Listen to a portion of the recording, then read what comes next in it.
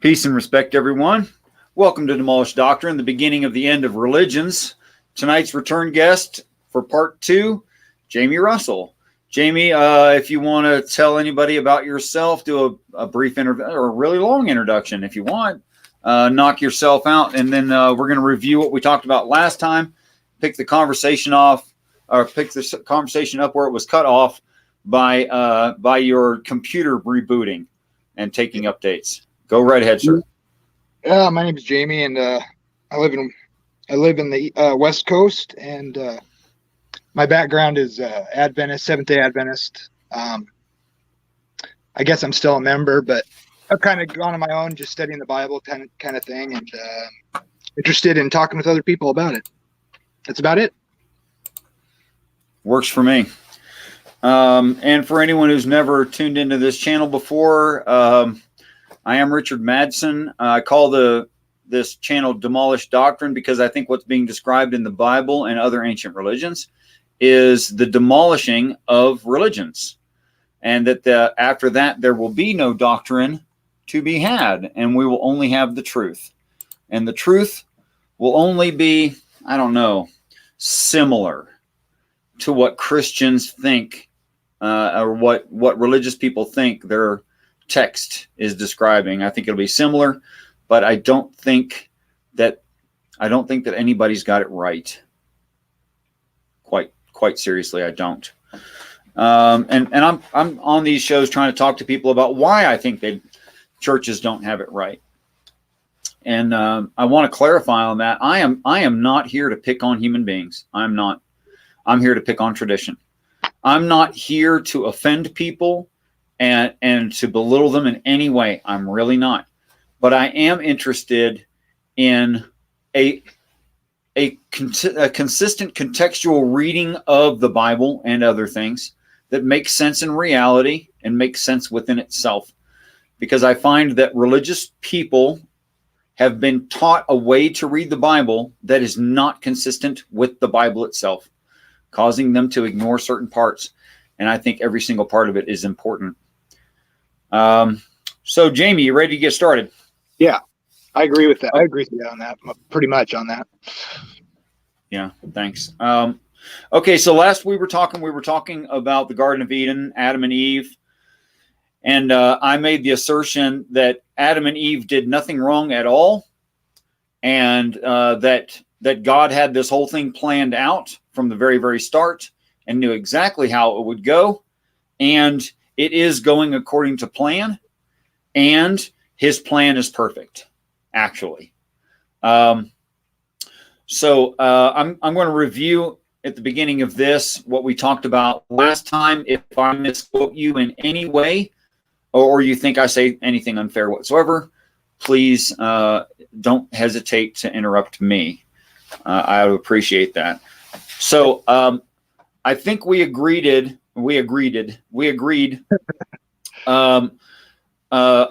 about the Garden of Eden that all the following observations: that God allowed the serpent to enter the garden, that God provided both the trees of knowledge of good and evil and of everlasting life or eternal life. Eve quoting God, we didn't go over this part very, very well. Eve quoting God said that God had told her not to eat of the tree of knowledge of good and evil, and not even to touch it, lest you will die. The serpent said, you will not surely die, but you will become as God, knowing good and evil, which is where you get, in a very shallow reading of it, atheists saying, well, the serpent told the truth and your God lied.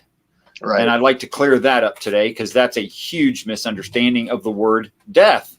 It's a misunderstanding of the word death, weird enough. And then when God shows himself in the garden, Adam and Eve had been naked and knew it not. But when God showed himself in the garden in the cool of the day, they hide themselves from the face of God. And that's other places in the text as well as all the rest of this. And let's see what else we got. Then we'll get into the curses. Okay. Did I say anything incorrect at all? No, the only thing I would say is that Eve she exaggerated what God said. I think I take that reading of it. That's interesting. She exaggerated what God said. Did he say you can't touch it? I can't remember for sure or not, but seems like he didn't say that or whatever. And then they just said not to eat of it. Is that right or is that wrong? Actually, God doesn't say it in the first place. Yeah. Eve says it first, right? And then God later on reinforces the idea, saying that I told you thou shouldn't eat of. Okay. Yeah. Yeah. So there's no actual direct quote of God saying thou shalt not eat of. Okay. Unless I can hold on a second. That seems wrong to me. It seems like he said don't eat it, and then she added don't touch it when she was talking to the snake. Right. That's how I recall. But there it is. Genesis 3:3. God has said, "You shall not eat of it; neither should touch it, lest you die." Okay. So he did. It's a quote. It's a quote by Eve. Okay. Is there a part where God actually said, "Don't touch it"? Is what I'm wondering. Yes. Down here, whereof I commanded thee that thou shouldst not eat. Okay. Well, I mean, to merely touch it, it doesn't seem like God said forbid them from not. Or it seems like God didn't say to merely touch it would be a problem, but to eat it would be a problem. And when she says that, I kind of take that as being like, you could take that a couple ways, obviously. But anyways, we don't have to get hung up on that. I want to get hung up on that. I think it's hugely important. Okay, good. That's fine. I think it's even more important than most people realize. And I'll show you why directly. I can use exactly the phrase "thou shalt not," and most people don't think of it. You can use it in two ways, and it's perfectly grammatically correct. It's just fine to use it those two ways, and I'm going to show you the two ways. First, I'm going to do it by the Christian reading, a denial of right. Okay, so here's a denial of right. Jamie, when I talk, you'll be quiet. Okay? And I can say it like this. Jamie, thou shalt not talk while I'm talking. Does that sentence structure work? Thou shalt not talk while I'm talking. Yeah. Okay. So that's denying you the right. What I'm saying by that is I have more authority because it's my channel. Does that work? Yeah. That makes sense. Okay. But I could say, Jamie, thou shalt not throw me off this stream. Do you see anything wrong with the sentence? Not with the sentence structure, I would say, but perhaps. And what would I mean by that? Don't knock me off. I would say it's not possible, but the structure. It's not possible. Right. Now, so you can adopt either structure. You can adopt either usage, and that's my point in bringing this up. Okay.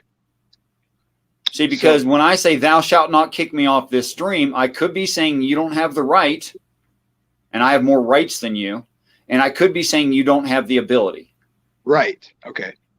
I agree with that. And you see why both are just fine. Yeah, absolutely. Definitely. Okay. Now let's take that back to the Garden of Eden. What if God said you are unable to eat of the tree of knowledge of good and evil? Okay. Can you read the verse again? Sure. Where he says, and it makes consider that. I think it makes better sense of what Eve said and what God repeated later. Okay. Okay. So it reads, and the woman said unto the serpent, we may eat of the fruit of the trees of the garden, but of the fruit of the tree which is in the midst of the garden, God hath said, ye shall not eat of it, neither shall ye touch it, lest ye die. That's Eve, right? That's Eve speaking. And then Genesis 3:11, and he said, meaning God said, who told thee that thou wast naked? Hast thou eaten of the tree whereof I commanded thee that thou shouldst not eat?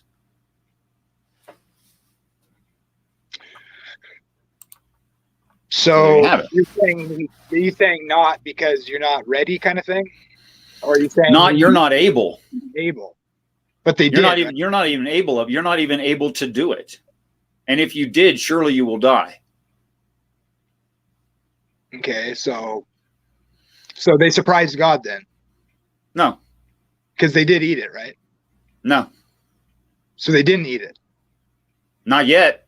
Okay, not yet. Okay, continue. Yeah, keep going. I got you. I read you. That's why it follows, as Adam and Eve represent man and woman on this earth, that they'll be perfected in heaven. They'll have eternal life in heaven. They'll know the full truth of all good and evil in heaven. And that's directly after they are pushed, evicted, kicked out of, say it however you want, kicked out of the garden. Okay. But when I review all the description of the garden, the reason I was going over the names of the rivers, and we haven't finished that idea, is I'm going to show that it means the whole planet, not a place on the planet. Okay, I'm open to that for sure. Can I ask you a couple questions? Oh, go ahead. Sure, keep go going. ahead. Well, no. I want this to be an exchange. Okay. Well, just to help me see where you're coming from as much as I can, would you say, do you make a distinction between statements being descriptive or prescriptive? Oh, yes, absolutely. Would you say God was saying that the idea that if I say it differently than you, I just mean in the common sense that people understand it, but I mean it in your construction here. But like when he says not to eat it or whatever that means, like what you said it means, is that descriptive, or would you say it was prescriptive? Prescriptive would mean I'm telling you not to, and descriptive would mean you're not able to. Right. So it's descriptive, right? I take it as being descriptive, yes. And so, okay, yeah, keep going. That's fine. I just want to make sure. And when you say God intended for this to happen as it did, right? Yes, absolutely. Okay. So are you a determinist, or are you still think there's libertarian free will? As I said, I experience free won't. I'm not sure what free will would be. But I don't see necessity from within the Bible that there be free will. Okay. So, but you're open to the possibility, but it maybe doesn't even matter for the sake of your reading of this. Yeah, okay. I don't think that in this part, at least, it doesn't much matter. Okay. I'm good. So they were going to do whatever they were going to do, but God planned for them to do it. I'm even okay with that for sure. I think pretty sure he knew what they were going to do. He enabled them to do everything they did. After all, had he not included a tree of everlasting life and a tree of knowledge of good and evil in the garden, they certainly couldn't have eaten of either one, could they? Right. Exactly. I mean, they weren't going to make them themselves. They can't do that. I would say God foreknew what they would do before he created it. So sure, absolutely. In some sense, I really can't argue with you. I mean, the implications are that he knew this was going to happen and he allowed it to happen. So, and he set it up to happen. Sure. In some sense, absolutely. you accept that. I think no matter what position you take on Calvinism or whatever. So, in some sense, that's true. No, I think from any reading. Yeah, I think there's certain things that are just undeniable within it. Like I have to be able to say God's fully responsible for the whole thing. I have to be able to say that at all times. If God did it, God's responsible. What's that? Yeah, because in some sense you have to say God's responsible for everything on some level, or the ultimate level, because he made all things. So, and he foreknew them. So the only way out is open theism, and I wouldn't suggest going there. I don't believe open theism is the right view. I really don't. I think that's pretty easily disproven within the text. Yeah. Yeah, over and over again, I'd say. I mean, even if there are expressions there like, I'll change my mind if you do what I told you to do. Yeah, there's things like that in there. But then I could always say he probably understood already, or I think he understood already that they were going to change their minds, or else why make the offer? Yeah, to say it otherwise would not be a very good interaction with the people you're trying to help or whatever. So I mean, I don't even know if you could say exactly what's going to happen, and because that would in itself affect the outcome. So, and it just makes sense that he's condescending to interact. I love it. Absolutely, absolutely. Okay, so We never finished the description of the Garden of Eden. I want to finish that. We found that the meanings of the words that are the rivers mean an increase that bursts forth rapidly with fruitfulness. Those are the four rivers that issue out of the Garden of Eden. Okay. And the Garden of Eden is generally a place, I could say generally, God created the garden, right? And he put man, which he had formed, in the garden. Okay. And he put plants, which he owned before they were in the earth, in the garden. So man and plants, he also goes into like cattle, which means it doesn't mean just cows. It means, like domesticated animals, apparently. Yeah, and then there's, of course, wild animals as well. What's that? Yeah, there seems to be a distinction between wild animals and then what we'd call, what would you call those? Like you said, animals that you use for cultivation of crops or whatever, or just for use or whatever. I like the word domesticated just because it's simpler. Yeah. That's what covers all the bases. Yeah, I've read that. That's what it's just. So are you saying the language about putting man in the garden? It means putting man in the garden on the earth. Then. Yeah, I mean, I believe it means that. Well, obviously, unless you believe in evolution, we didn't arrive here through some naturalistic process. God put us here. Right. Yeah. Sorry, go ahead. I'm sorry to interrupt. Yeah, no need to be. And that's not interruption; it's conversation, I think. Okay. Okay. So finishing the description of the Garden of Eden. What keeps the way to the Garden of Eden? And if I say anything wrong or you don't agree with this reading of it, please tell me. Is a cherubim with a flaming sword, and that flaming sword turns every way. What does it mean? No, I'm not asking what it means. I mean, I know what the Christian normal view of that is. To keep Adam and Eve from re-entering into the garden, God put an angel there that's big and scary and has a real nasty sword that'd just burn and cut you simultaneously or something. Yeah. Okay. Sounds a little weird. It's really weird, especially when they're dismissing some of the words and they're not trying to form some kind of a cogent picture out of something that obviously has a lot of physical description. It's there's a picture in that, and they're not creating the picture. So let me just say, for instance, if you had a sword, say in your right hand, for instance, and you wrapped it in rags and doused it in oil and you caught it on fire, and just for a better effect, let's say you did this at night, like a sword swallower or a flame swallower or whatever those guys, people who spin poi, for instance, and you turned that sword every way. So you have a pivot point, that's the handle, and then you turn it. You don't swing it every way. It doesn't say swing, it says turn.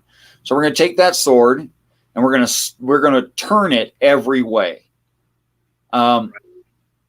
What shape would that make? Seems like it's extra dimensional to make sense of it, but to be honest, just in the back of my head, I've always kind of thought it invoked the idea of kind of like what you hear it being described in, say, Ezekiel's vision or something, like almost as if there's like four directions and the way it talks about moving, it kind of makes me wonder if it's some relationship to that, but that's just. I'm wondering why you narrow every way down to four directions. I think it may be just describing, I just thought, I mean, kind of like how, like I was saying about the throne guardians or whatever, or like the visions that Ezekiel has or whatever about the four faces and stuff like that. And that's how they talk about directional, like the four cardinal directions. It may be implying in that language, and then it's kind of lost in translation or maybe not lost, just lost. That kind of invokes that in my thinking, but I'm open to some other explanation. It does sound odd, but I thought maybe the wording is very strange there. Okay. I have to admit, it's very peculiar and particular wording.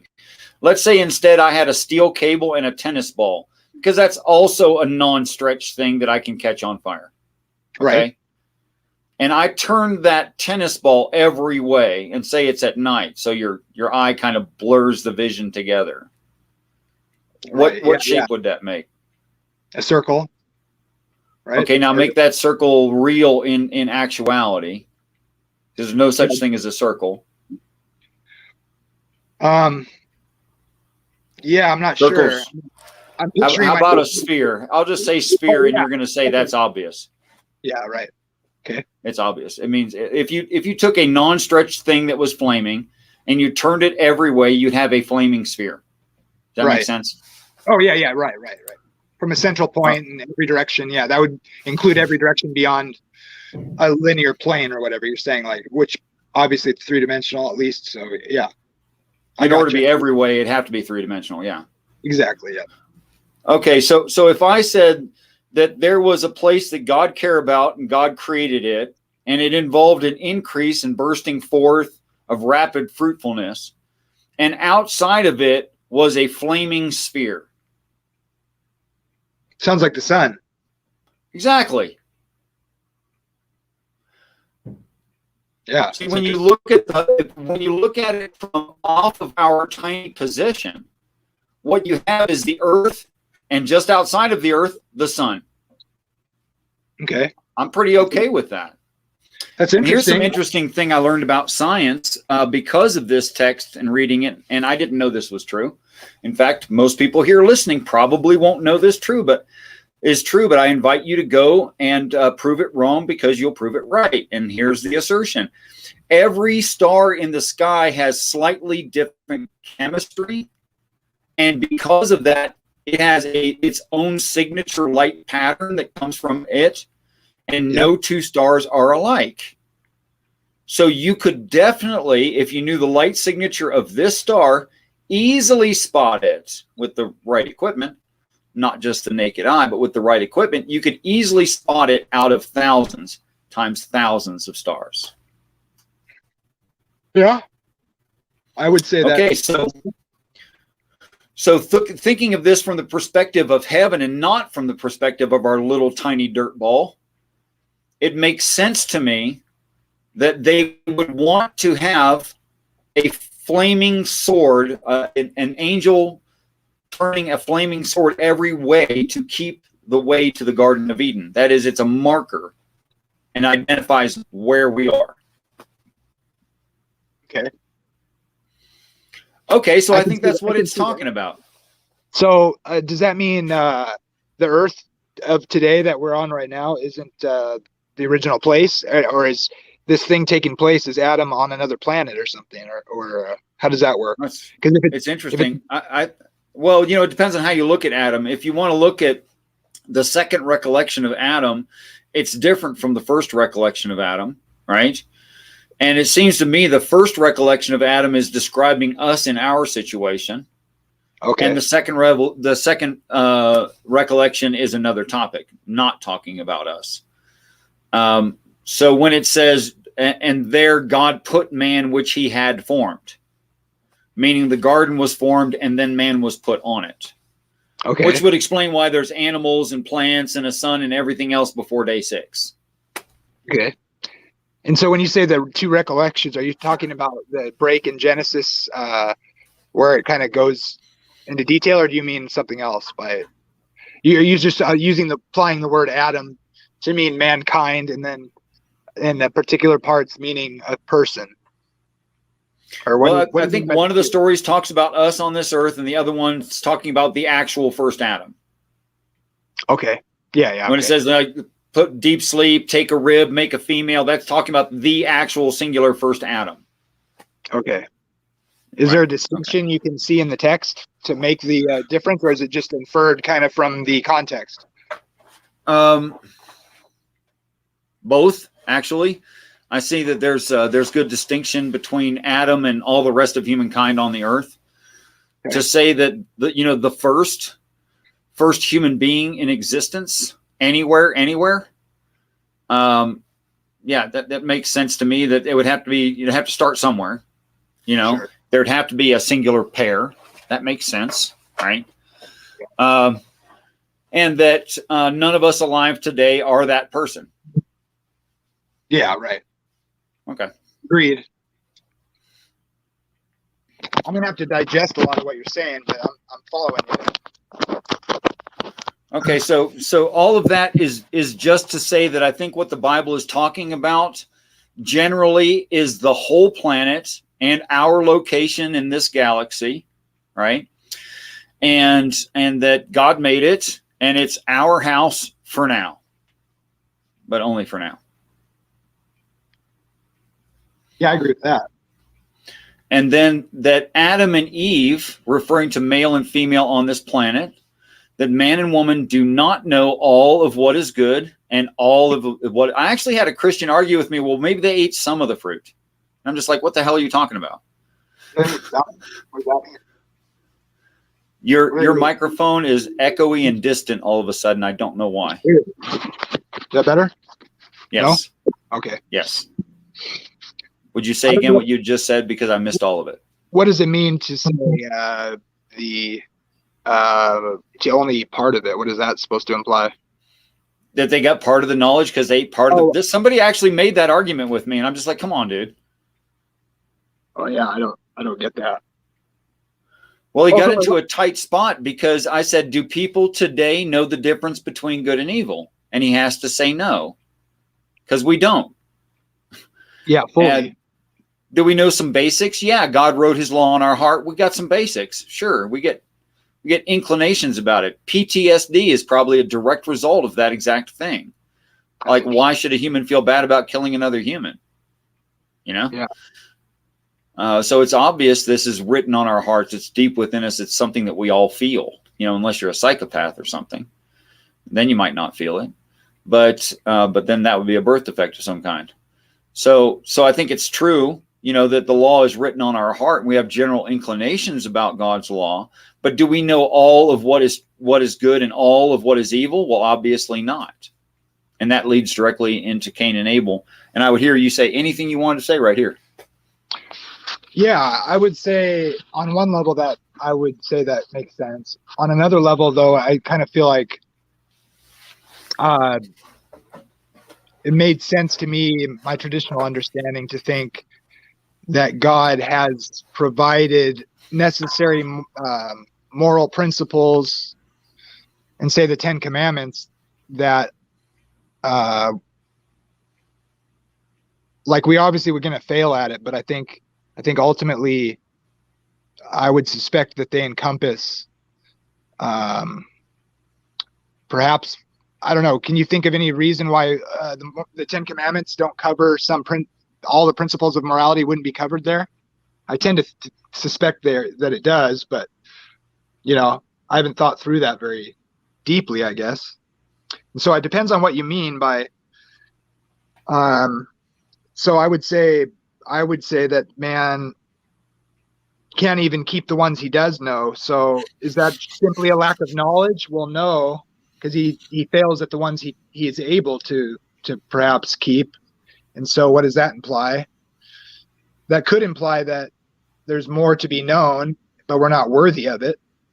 But my heart tells me that that's not the case, because of my concern for what that would possibly implicate about what God's doing or keeping from us. It seems to be inconsistent with that. But wait, that God is keeping something seems to be inconsistent with what? With his character and what he said. Like, for instance, really? Jesus says, well, it depends on, like I said, it depends on what you mean by not having all the truth or whatever that they need for moral knowledge. So I suspect that he had told us what we need and we failed at it. And so that's the point of salvation or Calvary. So, but it depends. So you have to tell me a little more by what you mean, because in some sense, are you saying that people are sinners merely for the fact that God hasn't given them all the knowledge that he intends to eventually, and we're like soul building here? Or are you saying something else? Well, that to my ears, that was actually a lot of topics.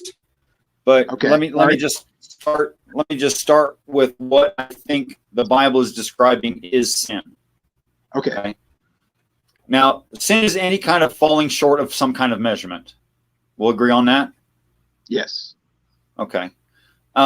Specifically, spiritually, falling short of some measurement that God has put forth. Is that fair? Okay. Yeah.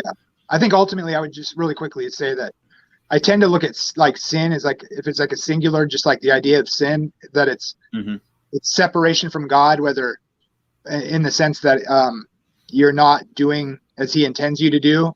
And so you separate, that automatically separates you from him. So I would say, like, in a sense, that's separation from God. And then there's like sins plural, which is just violating individual commandments. So yeah, go ahead. Okay. Let me review a scenario with you and see what you have to say about it. I'm an alcoholic and I'm drunk every day. And I believe, according to my religious upbringing, that that's an offense to God. So I keep trying to quit being an alcoholic, but I keep continuing to be an alcoholic. And until I can overcome that, I'm not going to pray and I'm not going to develop a relationship with God. What do you think of that? It would be a huge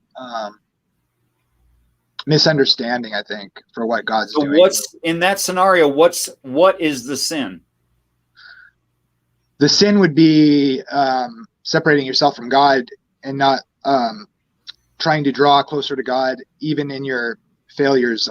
And of course, I think addiction is a particularly unfortunate situation, because ultimately you're hurting yourself and it's keeping you from having communion with God in the sense that you could otherwise if you hadn't had the problem.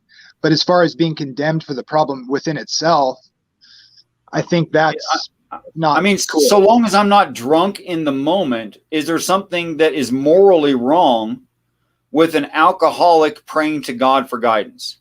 No, in the act itself of praying. But I think ultimately the problem is sin, in that it separates you from God, and or it's sure, but why? Yeah, I'm not sure. I mean, because how about this? The drunkard's guilt keeps him from having a relationship with God. The sin here is guilt. Yeah, I think that is part of the sin, I would say. But I'd say however that started, I mean, it depends. It would be, I'd say it'd probably be individual depending on the circumstance. But I don't really disagree with you in the fact that, like, if it would be a greater loss for the person to think they had to get better before they could draw near to God or whatever. So I think that's a huge problem with legalistic thinking on about sin. But I'm still not comfortable saying that in some sense that isn't sin, I guess. But I think I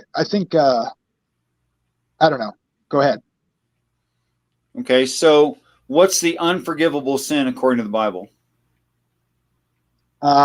Sin against the Holy Spirit. Is there anything else?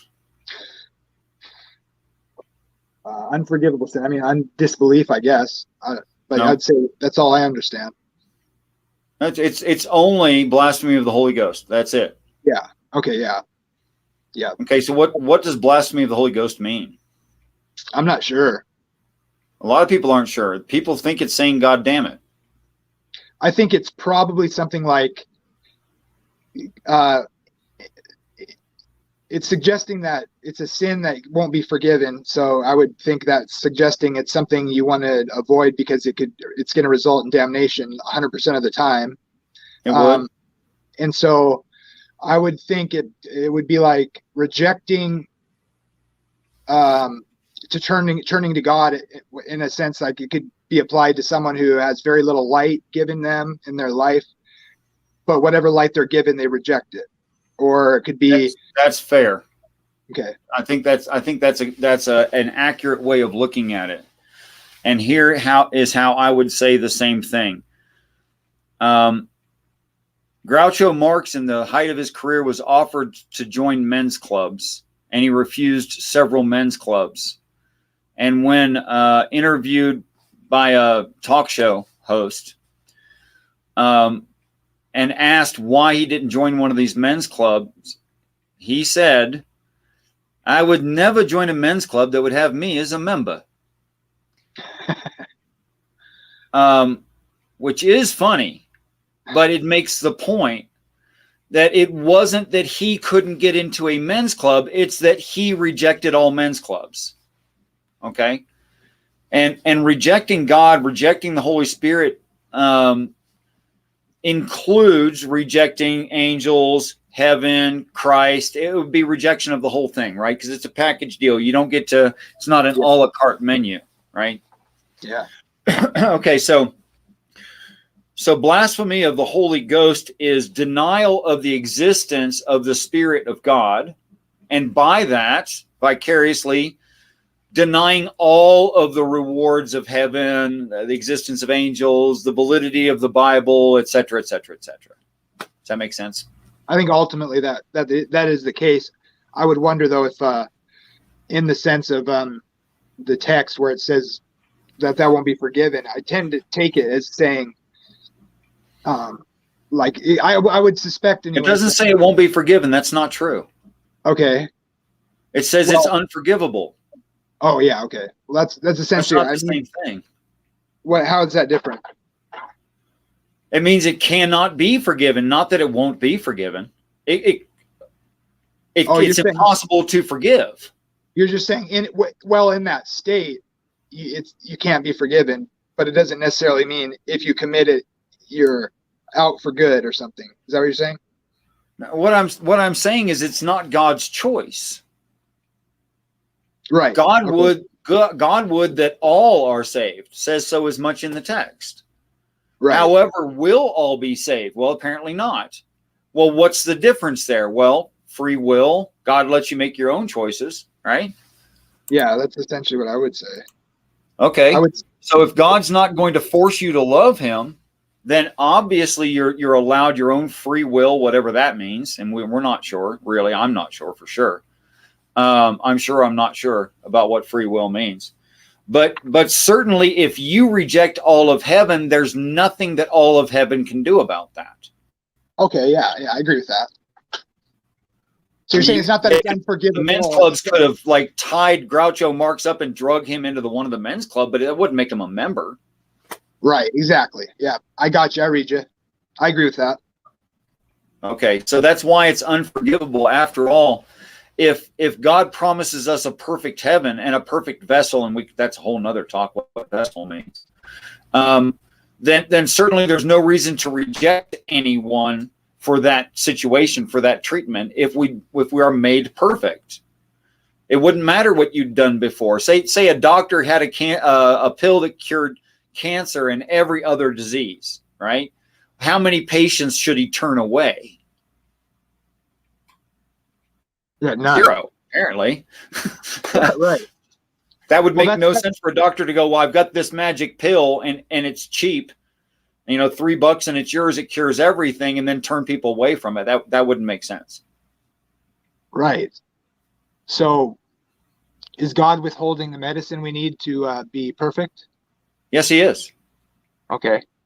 See, I have a problem. Why we age and die and suffer and everything else here. Yeah. But do you think, well, I'm trying to see it as charitably as I can. I guess I'm just thinking seems like we're to blame for the circumstances that we're in, and it's not so much that God is holding it. But how do you say that? Well, I don't think. I think if that's the case, then we're guilty of. We're not guilty of anything. So everybody would be saved then. And what God's doing seems like God's being. Why is he withholding it now then? To make more humans? Well, let me quote some Bible, and you may not recall it. You may recall these parts. The apostles say to the Christ, "Hey, JC, cool parable. What did that mean?" And Christ says to them, "I have meat of the word to share with you that I have not, because you were not ready, and you are not ready still." And then the story ends with Jesus saying, I haven't even told you everything I could tell you. Right. So, How can you believe me of earthly things if you don't? How can you believe me of heavenly things if you don't believe me about earthly things? He says that that's too, right? another thing he says about that. Yes. Okay. So the story ends with Jesus not telling all of the story. And then Christians think they have a full understanding of what Jesus said. The apostles didn't have a full understanding of what Jesus said. Right. So I call the Christians proud, and they should take a little humble pill. Really. No doubt. Because you're not better than the apostles. Yeah. Okay. I agree. So if we can just agree that the Bible says there's more to know than what's in the Bible, and that's obvious, then obviously God has not revealed all things. That would logically follow. And besides that, he tells us, my people perish for a lack of understanding. You guys are ignorant. You don't get it. I've told you 1,000 times. You keep leaving me and turning back around again. You're a stiff-necked people. I mean, how many times does he say that stuff? Right. Yeah. Okay, so I'm thinking he's right. Yeah. Yeah. Okay, but if he's right, then we're ignorant. But if we're ignorant, he can't blame us for ignorance in knowledge that he kept from us, or he's a tyrant. Wait, say that again. If God persecuted us for knowledge that he has and did not give us, and we don't have, then he is not benevolent. Right. Okay, so what the text says is grace. And you'll die by the law if you try to live by the law. What does that mean to you? The law part. Well, there's one that fulfills the law. That's Jesus, the hero of the story. Agreed. So has there been any other Christians who fulfilled the law? No. Will there ever be, besides Christ, someone who fulfills the law? Depends on what you mean, I think, but no, probably I not. mean, ever, anybody but Christ. Could anybody do it but Christ? Fulfill it, like live sinlessly? No. Okay. Okay, so then when it talks about the law, it's talking to Christ. Everyone else gets grace. How could I justify that Christ gets no grace and is crucified, and everyone else gets grace through Christ? How could I justify? Why would that make sense in reality? I don't know, because it makes it has an effect that ultimately leads to people understanding that God's ways are the right way, I guess I would say. Sure, but why is it just to do it is exactly as God has described it in the Bible? Why would that be justice? Because of what it accomplishes. Well, yeah, it accomplishes the end goal that God means to establish, and that way you can say the ends justify the means, but you're still not telling me how to justify the way to get there. You're not telling me how to justify how it gets there, why it works. Oh, yeah. I mean, in some sense, it's like a soul building thing, I guess. That's the only way I can think of it. Here's what I think. Tell me what you think of it. Jesus knowing the truth can be responsible. All the rest of us not knowing the truth can't be responsible. Yeah, I could affirm that. I think that makes sense. Why he must be the sacrifice and why no one else can. Because he fulfills the law and no one else can. Because God held him by the hand and showed him the way, and he did that for no one else but him. Do you think any aspect of penal substitution is right? I think every aspect of penal substitution is perfect under the idea set that You're talking we about. are only proud of ourselves and we think of ourselves as big grody up boys, and we're not. Okay. Yeah. And the first real growed up person is Jesus. And Right. compared to his spiritual situation, everyone else are just infants. Yeah, that's right. Okay, so that's why he's responsible and the infant is not. Right. I agree with that. Okay. Works for me. Pretty sure. Works pretty good in the text too. Presuming I understand what you mean, I think I don't have a problem with that. Well, the penal substitution it's not a gift that people don't deserve. It's the only righteous thing to do, considering the knowledge in Christ and the lack of knowledge in everyone else. I have to think about that. Sounds right, but I think, well, in some sense, it feels like seems like we're responsible for sin, and he's remedying it by How can you be responsible? Let me just run through an exercise with you. What is the simplest thing that you know of in existence? that I know You of. pick, Okay, pick anything. Dirt. Do you know a lot about dirt? Yeah. Would you like to choose something you know more about than dirt? I don't know.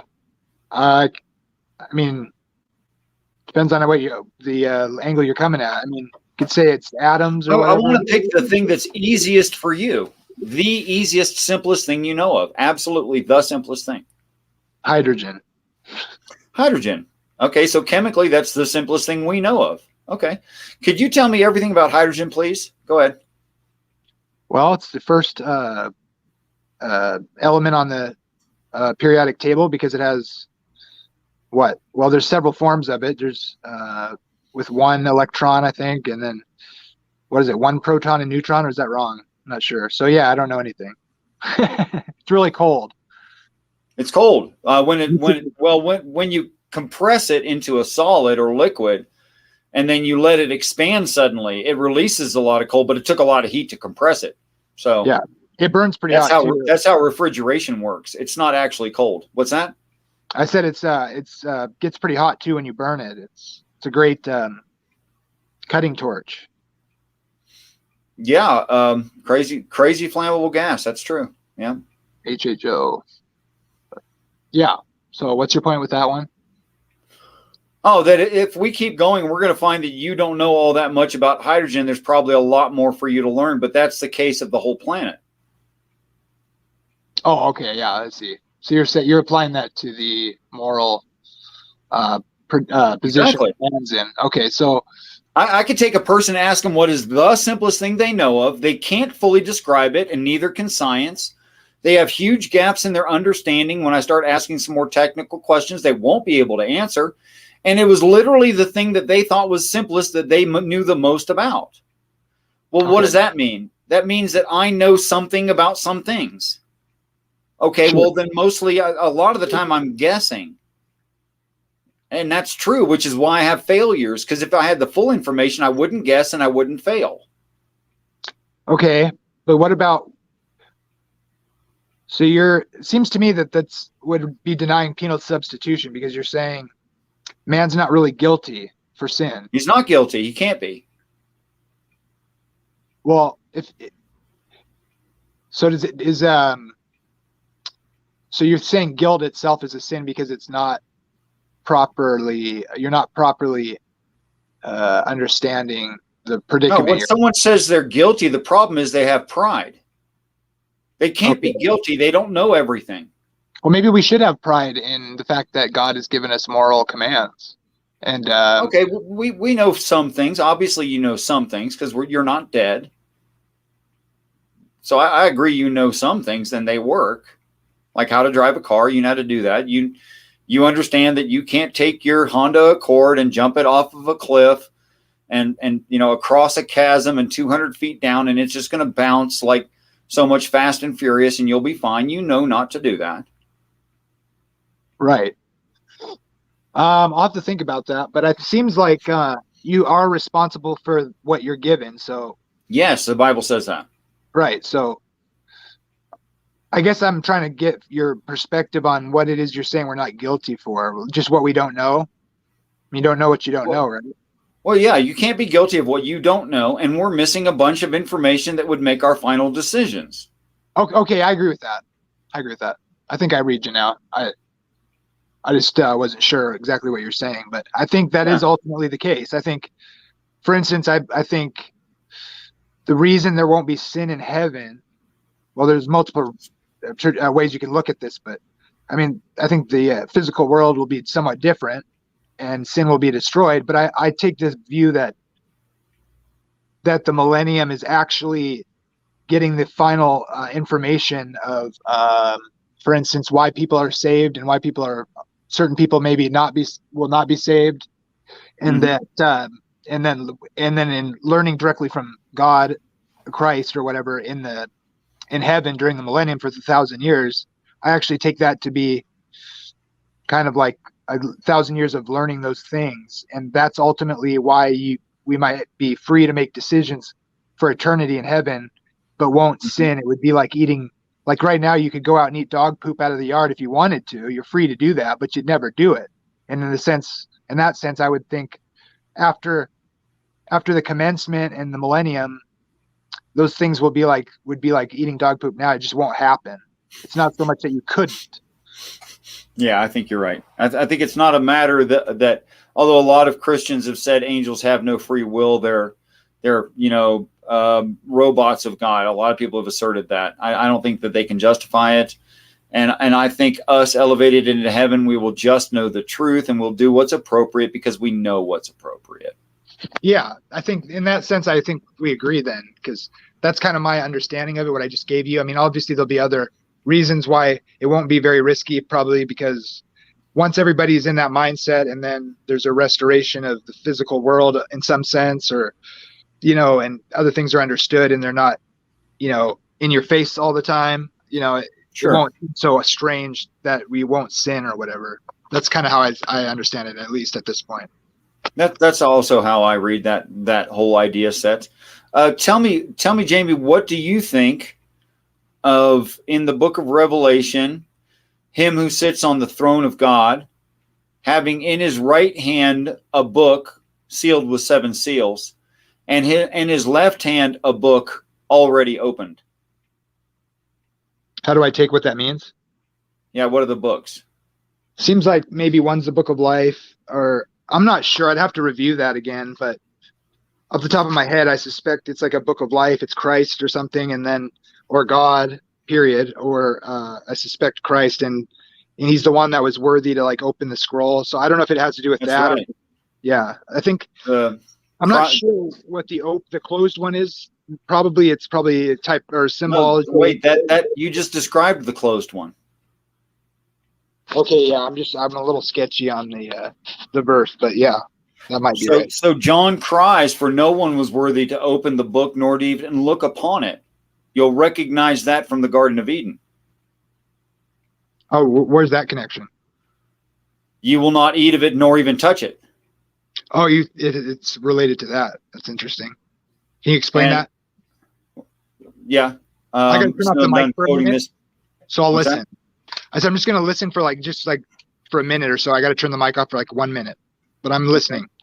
All right. Okay, so the book in the right hand of God is what I take, because it's in the right hand, as the most important book. So I'm thinking to us, because we're reading it, what's the most important book? Well, I think that's the Bible. I think it's sealed with 7 seals, and no one is worthy to open it but the Lamb, because in order to understand the Bible fully, you'd have to have already accepted the 7 spirits of God, thus the 7 seals. But I think the only one that accepts the 7 spirits of God is the Lamb. I think that's pretty obvious. And that's why he is worthy to open it. And no one else is worthy to open it, yea, even to look upon it or touch it or anything. Which is part of the reason that I think that Christ is the intended reader of the Bible. But then there's the book that's already open, that's in his left hand, that follows the book that gets opened by the Lamb who was slain from the foundations. I think I'd like to I'm going to write that down, and then I'm going to maybe review it, and then we can talk about it again. But I don't see any reason why it can't be that at this point, but I'm going to have to look into it. Is that fair? I think we already have to agree that the quote unquote Lamb slain from the foundations of the earth has got to be Jesus. We have to agree on that. I don't think we have a choice. Yeah, right. Yeah, for sure. That the messenger assures John that the Lamb opens it. That's a sure thing. That's not debatable, right? And the only thing left to debate is, why is Jesus the one who has the right to open it, and what is the book? Right. I think just the last one is the one I would want to, is what I meant by looking into it. I'll have to consider it and then look into it a little bit more. So just what's the book? Okay. Basically, yeah. But yeah, it sounds interesting. And then there's the state of affairs of the book in the left hand of God that's already open. You have anything on that one? Yeah, I'm not sure. I'm not totally sure. I mean, I suspect maybe it's one of them's the Book of Life, but I'm not sure on that. And then I have to look at the context and then do some studying. But something in the back of my head is telling me it could have something to do with the eschaton and something from Daniel. But so like I said, I'm not clear. But I'll definitely consider what you're saying and look into it What some in more. Daniel? What are you Well, talking about in Daniel? Seems like there's some kind of language about something to do with this picture, but I can't be sure. I may be totally off on that. And maybe it has something to do with the idea that the one worthy to open the scroll that's sealed or something. I could be just totally off on this. I got to look at it again. Okay. Yeah, I think the language throughout the text is, something like, eat this scroll, it'll be sweet in your mouth and bitter in your belly. No one can open it or even look upon it. You cannot eat of it. You cannot even touch it. But simultaneously, and why I'm hearkening back to the Garden of Eden is because it's obvious to me that where we get our knowledge of good and evil is from the Bible. That makes it the tree of knowledge of good and evil. And by the way, conveniently, it's made out of tree. Oh, okay. I see what you're saying. Well, I mean, the Bible is literally made out of tree. Every single one of them. Right. Every physical copy, anyway. I can definitely see there being a tie there. I have an idea that's kind of similar, like with the way to understand some of that stuff. I tend to take a little different approach, but I'm sympathetic to what you're saying. Like, I think oftentimes when we see these things that are less traditional in that it seems to be implying or alluding to, I tend to like try to read it like a typology or say like just an allusion that's hinting at the bigger picture. And so in one sense, like, I might not think it's the primary thing it's saying that you think it says, but on another level, I think there's some insights there that in a different sense, it is saying somewhat like what you're talking about, but I would be cautious not to take it as these like some sort of like primary absolute meaning, but more of an illusion that's telling like the overall bigger picture, like how it's going to end kind of thing. But I'm open to being wrong, of course, but I'm just trying to give you a little bit of the way I think about it. All right. No, I appreciate that. I don't want to color what you just said by giving my opinion about the book in the left hand of him who sits on the throne. I really don't want to speak to it right now because I think that I'd like to hear what you have to say about it cleanly, after you've just reviewed it.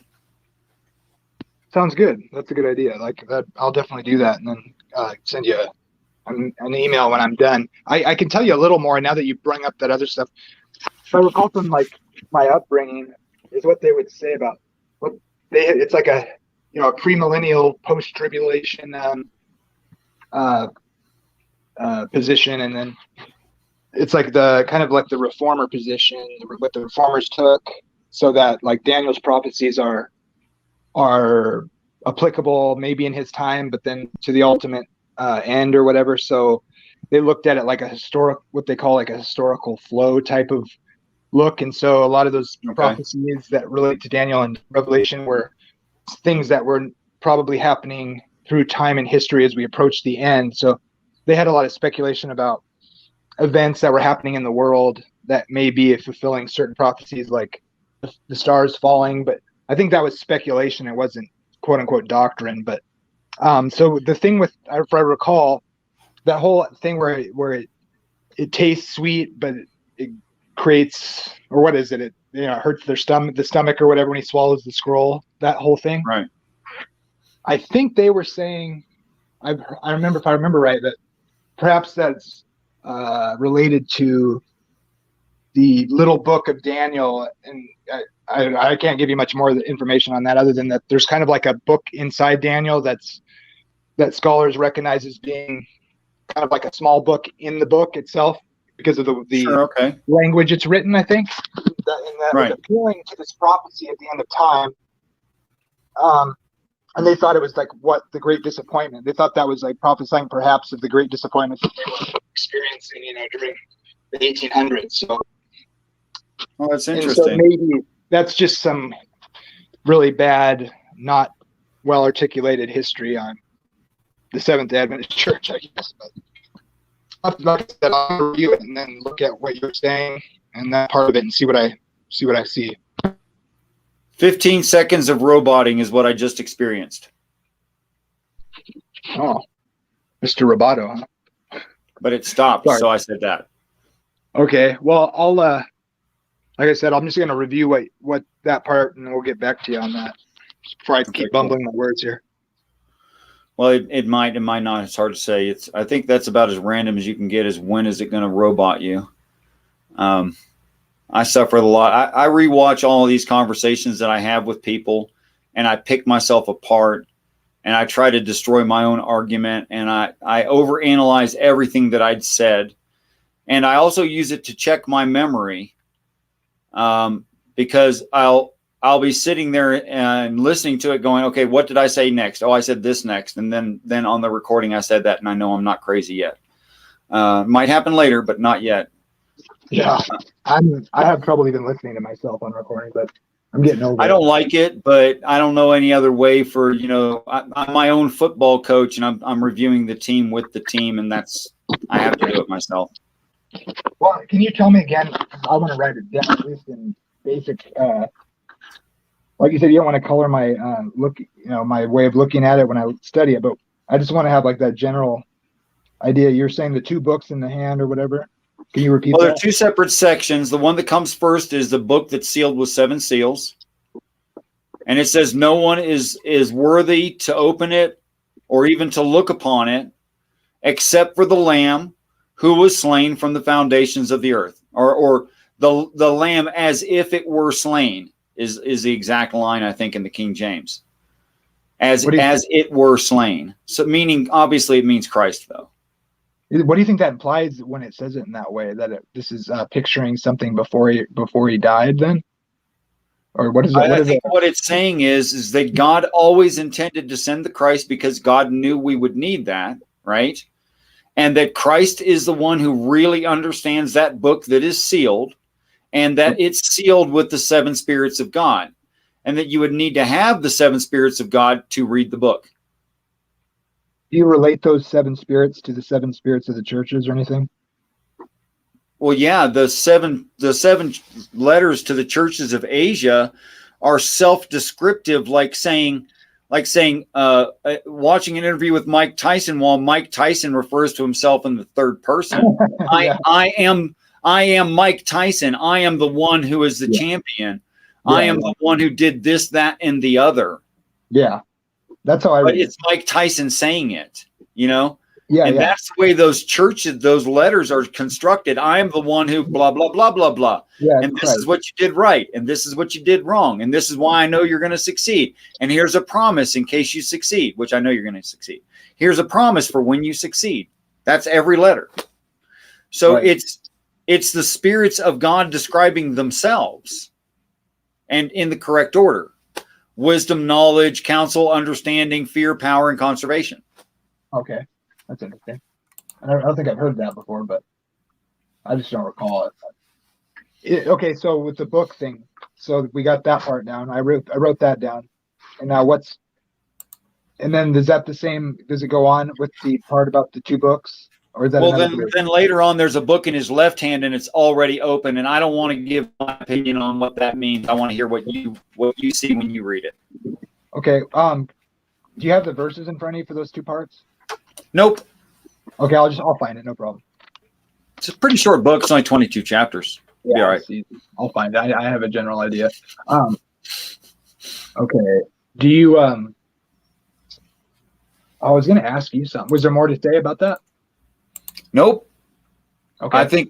I think we've had a lot of points of agreement, and I want to come back and do another one of these in whatever time you say. You want to do it in another week or something else, or? Yeah, let's just generally plan on that, but I'll get back to you real quick here. Okay. As soon as I get some of this looked, as soon as I have a chance to look at this, which will be probably tonight. Okay. Almost certainly tonight, because I'm interested in it. And but if I don't get around to it, it'll be tomorrow or so. That's cool. At least let's give it at least 3 days or whatever. Okay. All Maybe right. the end of the Contact week. me after that, and we'll do a show whenever you like. Sounds good. All right, man. Well, I'm going to wrap it up. Okay, I'm going to eat dinner. So great talking to you, Yeah. and look forward to Yeah, it. I haven't eaten yet either. All right. Great. See you, All right. buddy. Well, peace and respect to you. Thanks a lot for the talk. Appreciate you, Jamie. All right, guys, I'm going to wrap it up. That's it for tonight. I want to thank everyone that appeared in the side chat tonight. Kevin Chaos, Big Zebra, B, no, just B, Kevin Chaos, Wildheart 666. And I think, is that everybody? Let's see who else was Wildheart. And Secular Pagan Mom, I almost forgot her, and MWH Lap, who I'm doing a show with, I believe, tomorrow, and this one guy, of course, and thank you all for coming and dropping by and putting some comments. If you wouldn't mind, I'd appreciate you voting on the video. I don't care which way you vote. I want you to be honest. But take the time to click one of those thumbs up or thumb down, or whatever you feel about it would be great. I appreciate it. Until next time, guys, which is apparently tomorrow night, peace and respect to you all. And I want you to know that I truly do look forward to the day that we're all great friends.